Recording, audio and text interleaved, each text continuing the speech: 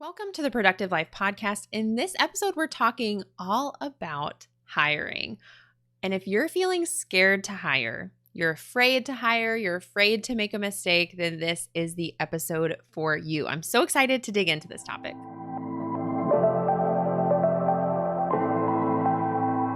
Welcome to the Productive Life Podcast, hosted by me, Megan Minns. This is the podcast for entrepreneurs who want to be more productive in their business and their personal life. Because as a business owner, your business and personal life are connected, and we can't talk about one without talking about the other. Each week, you'll learn about productivity, organization, personal development, self-care, business strategies, and more. And now, let's get started. I love talking about hiring. I have a master's in organizational and human resource development. I have several years of corporate HR and recruiting experience, and I have built a lot of teams of my own. I've helped clients hire. I've also been the COO for Mariah Coz's company, where we built an entire team of employees, and I love hiring. It's so much fun. And I know that there are a lot of fears or concerns or hesitations that come along with hiring, especially when you're a business owner and you are looking or considering on hiring your first virtual assistant or team member that you've ever hired before. Or maybe you've hired in the past and didn't love the experience, and so maybe you're afraid to hire again. So I know that these fears and limiting beliefs are real. I've had them, and I've talked to so many incredibly smart, savvy business owners who still struggle with this. So I'm really excited to dig in. And I found that it's kind of interesting how many times people use the word "I'm scared" when it comes to hiring. I actually did a guest training in Mariah Coz's accelerator program at the beginning of March, and I think 3 different people submitted a question saying that they were scared about hiring. They were afraid. And the source of that fear was different for each person, but they used a lot of the same words. So if you're listening to this, I wonder why you're scared. Why are you afraid to hire? Are you afraid of hiring the wrong person? Are you afraid of making a mistake? Or maybe you're worried you're not ready. One of my friends even once said she was worried her business is too messy to help or to hire help. Maybe you're worried there's not enough work for someone to do. And I think so often we stop at just, I'm afraid, I'm scared. And I think it's really helpful to go one step deeper and say, why? Like, what is the fear? What is the concern? What's the worry? What's the hesitation? And name it. Because even as I said some of those things out loud, you probably resonated with some of them, and others you might have been like, well, that doesn't really matter. And so you can see the rationale behind some of these. But even if you heard all of those and you said, that's me, that's me, that's me, that's cool. Doesn't matter where you're at. This is a great episode for you. And what it was really helpful as I was working with people, not only my one-on-one clients, but during this guest training, is that people were able to overcome this fear kind of quickly once they actually explored it and understood what was possible for them when it comes to hiring, especially hiring a contract virtual assistant. So often we're so worried about making a mistake. We're worried about spending too much money. We're worried about 100 different things. But one of the beauties of hiring a contractor is that it is a temporary relationship by design.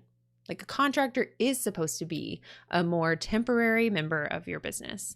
And there's also really flexible contracts. So if you're really concerned about picking someone and the idea of this long-term commitment is just terrifying to you, then make sure you talk with potential candidates about what their contracts are. Do they have a 3-month minimum requirement, or can you notify them 14 days before you want to terminate your term together, and that's enough?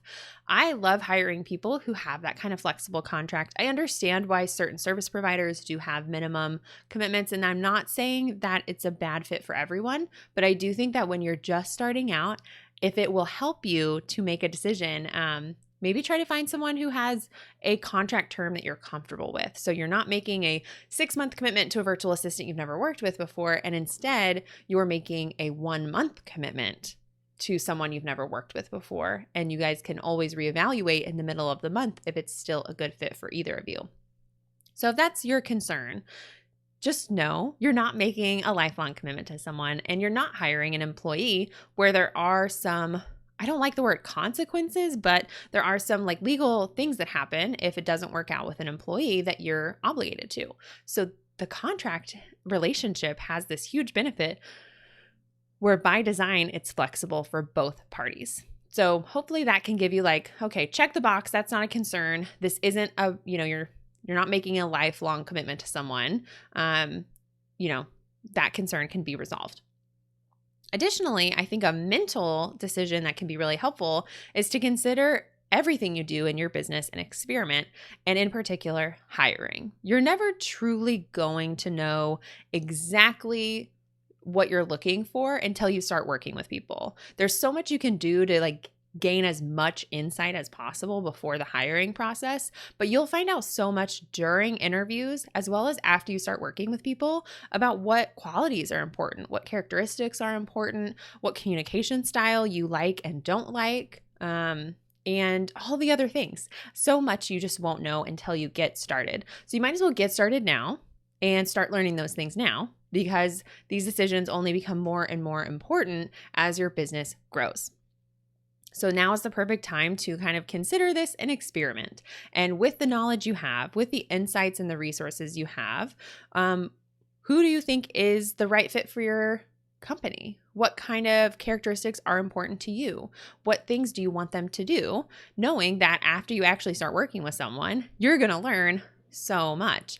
And if you've already worked with people before and maybe weren't happy, like we talked about a second ago, I would love for you to take a minute and kind of not reevaluate, but reflect on that relationship and say, well, what did I like? What didn't I like? Where did I feel super supported? And where did I feel under supported?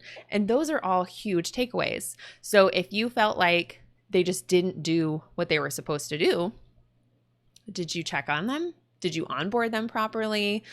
Could you have followed up on things? Could you have communicated things more clearly? We don't need to feel like bad about it. We don't need to view these as mistakes, but let's just view them as lessons learned so that now we can take that information and make a really incredible hiring decision going forward, and also an incredible onboarding, because hiring the right person is step one.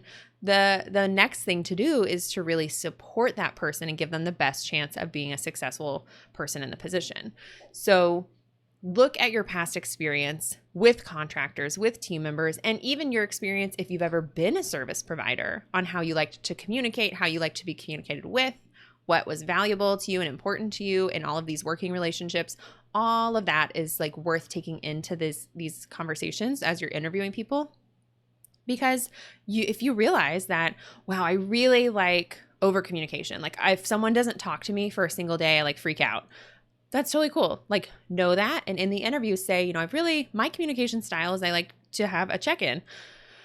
Even if it's just a pop-in on Slack that like you're up to speed, you've done everything, or what you're working on, just tell them and see if that is okay with them and if that aligns with their communication style. They can't read your mind and you can't read theirs. So it's kind of up to you to steer the ship and over communicate about what you're looking for, and if they are down to work with that and if that works for them.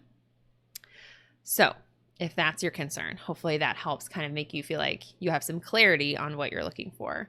Also, when it comes to like hiring the right person, if you're concerned about hiring the wrong person, like I said, there's so much you'll learn through the interview process and after you start working with people to give you greater insights. But additionally, the interview and hiring process, I often find for people with contractors is not as robust as I think it should be. If you are just like looking at someone's website, booking one call and hiring the first person you talk to, then it's probably not as robust as I would recommend. There's totally a scale. I think when you're hiring an employee, there is a very like step-by-step multi-layered process I recommend you go through, because that's an employee that is a longer term relationship. But when it comes to a contractor, I think you can be slightly lighter on the process, but there are some foundations I would always recommend you do.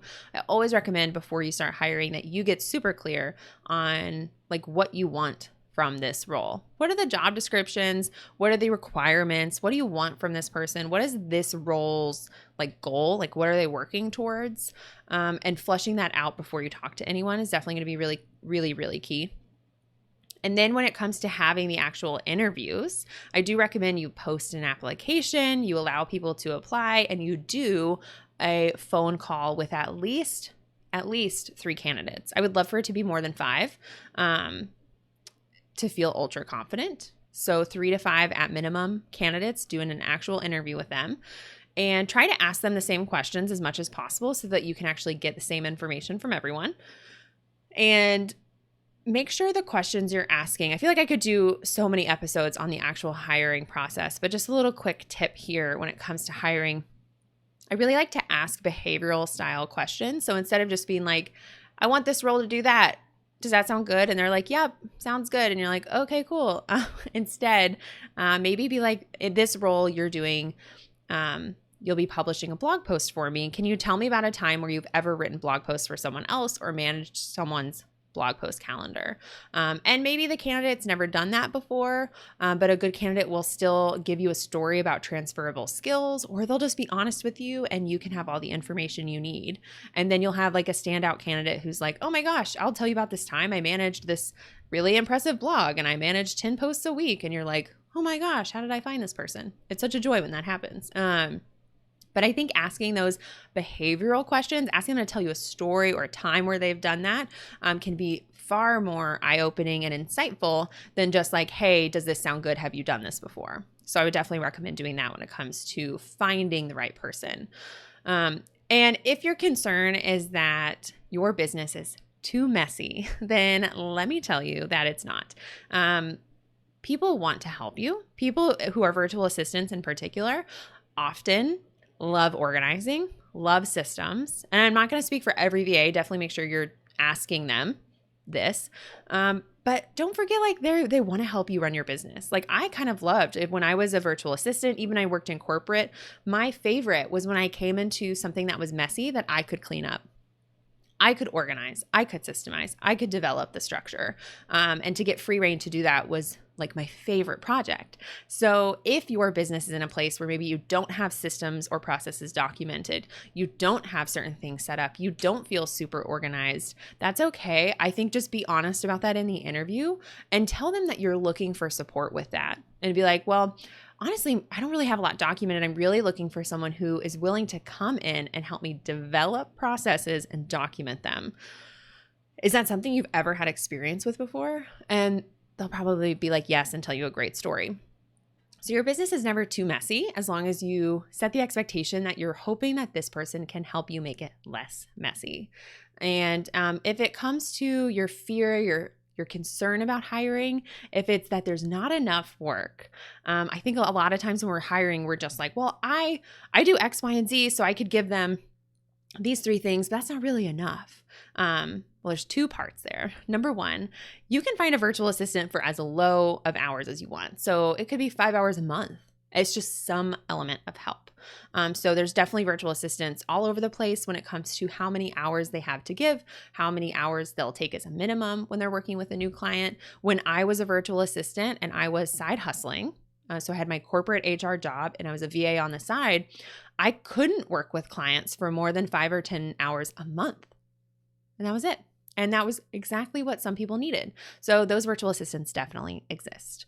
So that's one thing.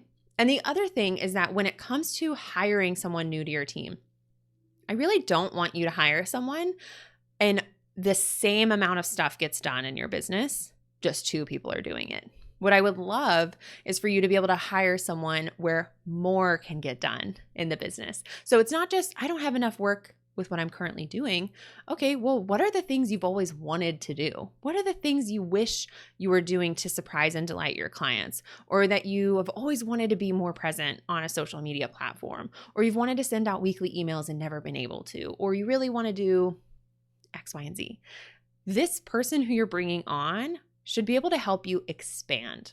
It's not just about getting support with what you're currently doing, but it's about doing more. And even if the person you're hiring is taking over what you've been doing, how can this allow you to do more, to show up more, to show up in a bigger way, to get more done, to have more visionary time, which is really important, to stop burning out, which is really important. So it's not just about the same getting done, it's this expansion when you hire someone. And that's what I want. I want you to hire someone in the right position, the right person that can help you expand.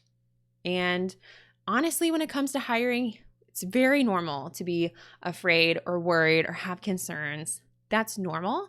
Hopefully what I've just walked you through can kind of address some of the key fears and worries that I've heard from other people.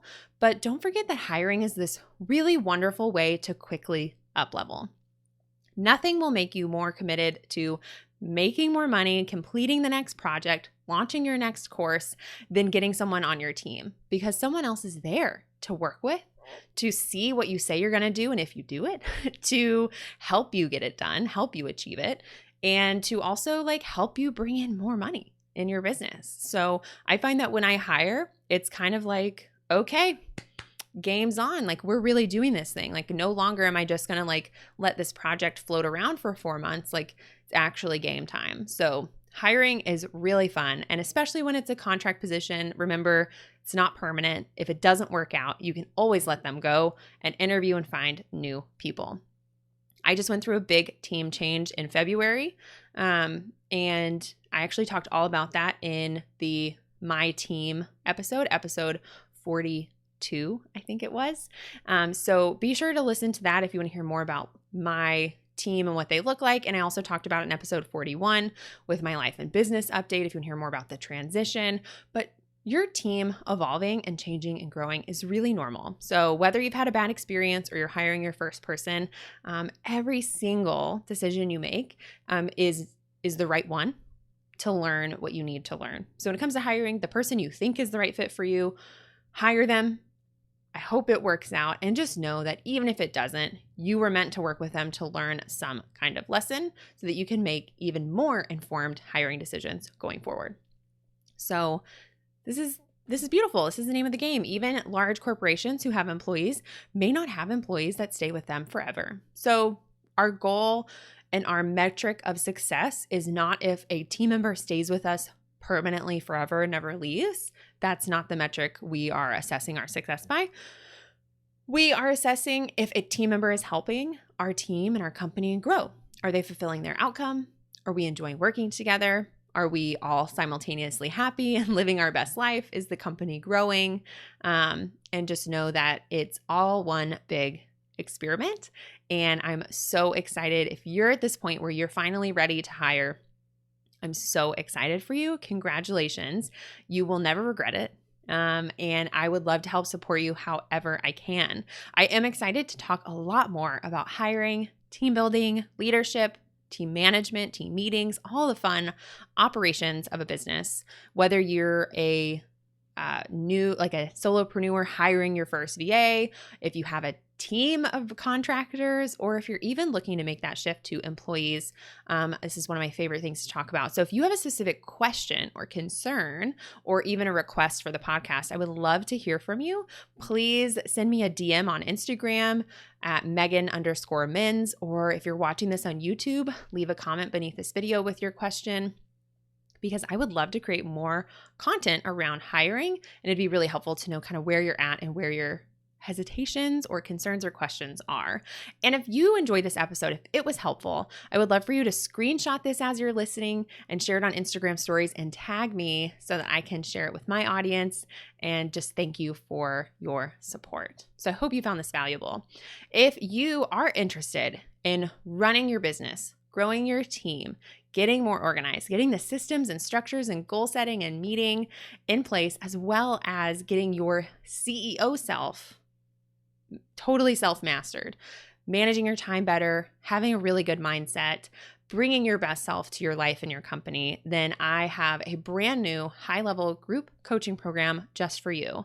It's really exciting. When you're listening to this, the application should be open. You can go to meganmins.com/apply to learn all about it and apply. And if on some off chance the application isn't live yet, there will be a waitlist page there where you can go ahead and learn more and share your email address with me so that I can keep you updated when the application does open. If it sounds like a good fit, I would love to have you in that program. And if you're interested in learning how to achieve your goals while working less and having more fun, all that good self-mastery stuff, then definitely check out meganmins.com/training to get access to a free masterclass where you can learn all about how I do that.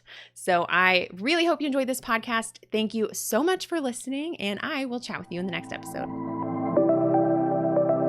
Thank you for listening to the Productive Life Podcast. If you enjoyed today's episode, it would mean so much to me if you would share your biggest takeaway on your Instagram stories or wherever you hang out. This helps me understand what you find the most helpful so that I can make more episodes and resources like this. If this podcast has helped you at all, please take just 1 minute to leave a review on iTunes so that we can help spread the word about the Productive Life Podcast with others who may enjoy it. And last but not least, don't forget to subscribe to the podcast to get the latest episodes sent to you directly. To learn how to work with me one-on-one or get instant access to freebies, trainings, templates, workshops, and more, be sure to go to meganmins.com right now. I'll see you in the next episode.